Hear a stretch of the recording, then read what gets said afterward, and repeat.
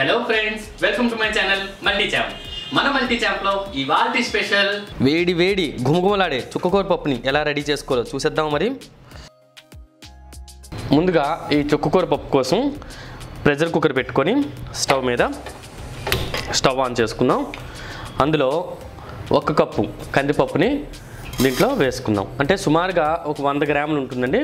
100 గ్రాముల కందిపప్పుని ఇలా dry roast చేసుకుందాం, కాస్తగా ఇలాగా వేయించుకుందాం. ఈ కందిపప్పు వేయించడం మూలానండి మన పప్పుకి మంచి టేస్ట్ వస్తుందండి, చాలా బాగుంటుంది. ఇలా ఒకసారి ట్రై చేయండి. కాసేపు ఇలా వేయించుకుందాం. చూసాక ఫ్రెండ్స్, పప్పు చక్కగా వేగింది. ఇది మంచి సువాసన వచ్చే వరకు ఇలా వేయించుకోండి. అంటే మోస్ట్లీ ఒక 5 మినిట్స్ వరకు ఇలా వేయిస్తే మంచి సువాసన వస్తుందండి. మంచి సువాసన వచ్చే వరకు వేయించుకున్న తర్వాత ఇప్పుడు ఫ్లేమ్ని ఆఫ్ చేసుకొని అందులో వాటర్ పోసుకుందాం.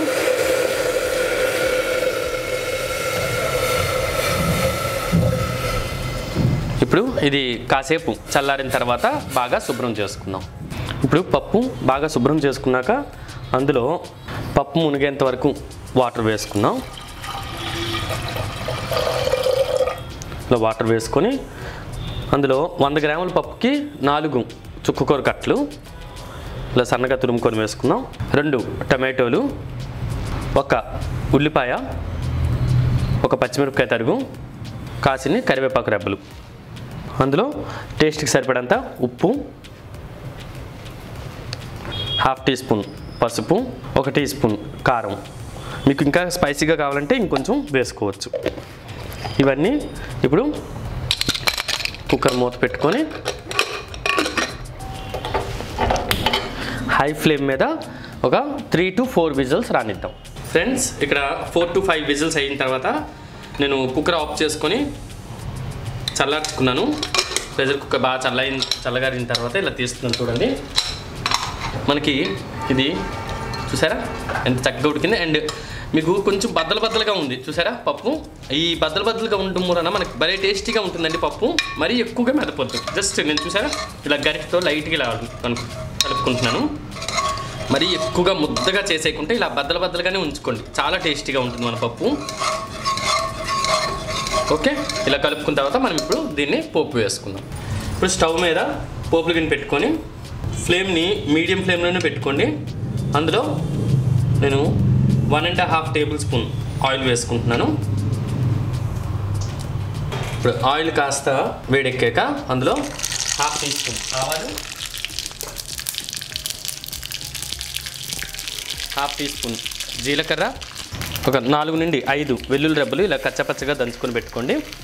కొన్ని కరివేపాకు రెబ్బలు, 2 ఎండుమిరపకాయలు, చివరిగా మన పప్పుకి మంచి ఫ్లేవర్ ఇచ్చే ఇంగువ, కాస్తగా ఇంగువ ఇలా వేసుకుందాం. ఇవి వేసుకొని వీటిని అన్నింటినీ చక్కగా కలుపుకుందాం. ఈ చుక్కకూర పప్పు అండి భలే టేస్టీగా ఉంటుందండి, చాలా బాగుంటుంది. పిల్లలు పెద్దలు చాలా ఇష్టంగా తింటారు ఈ పప్పుని. ఇక నేను చింతపండు అనేది వాడలేదండి, ఎందుకంటే ఆల్రెడీ చుక్కకూర పుల్లగానే ఉంటుంది కాబట్టి. మీకు కావలిస్తే కనుక కాస్త చింతపండు గుజ్జు కూడా వేసుకోవచ్చు. ఇప్పుడు దీన్ని మనం ఇప్పుడు బాగా వేగింది కదా మన పోపు అనేది. ఇప్పుడు దీన్ని మనం పప్పు గిన్నెలో కలుపుకుందాం. ఇప్పుడు చూడండి, నేను ముందుగానే కుక్కర్ పెట్టుకున్నాను కదా, అందులోనే మనం ఇది వేసుకొని వెంటనే మూత పెట్టేసేయండి. అంటే ఆ ఘాట్ అనేది పోనివ్వద్దు అసలు. వెంటనే కాసేపు ఇలా ఉంచండి. 3 to 4 మినిట్స్ అలా ఉంచాక మనం మూత తీసాక ఆ ఘాట్ అనేది చక్కగా పడుతుందండి మన పప్పుకి. అప్పుడు మనం ఇలా చక్కగా కలుపుకుందాం. అంతేనండి, చాలా సింపుల్గా ఎంతో టేస్టీ మన చుక్కకూర పప్పు రెడీ అయ్యింది. ఇప్పుడు మీకు ఇది ఒక సర్వింగ్ బౌల్లో తీసి చూపిస్తాను. ఆహా, చూసారు కదా ఫ్రెండ్స్, ఎంతో ఈజీగా గుమగుమలాడే చుక్కకూర పప్పు రెడీ అయింది.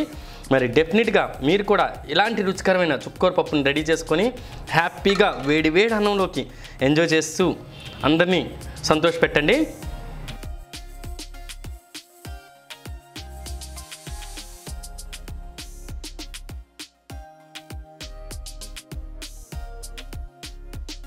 చిన్న చిట్కాలు యూస్ చేసి ఎంతో చక్కగా తయారు చేసుకున్నాం. మరి మీరు కూడా డెఫినెట్గా ఈ రెసిపీని ట్రై చేయండి. ఆ వీడియో మీకు నచ్చినట్లయితే సబ్స్క్రైబ్ చేయండి, షేర్ చేయండి అండ్ లైక్ చేయండి. Thank you friends, bye bye.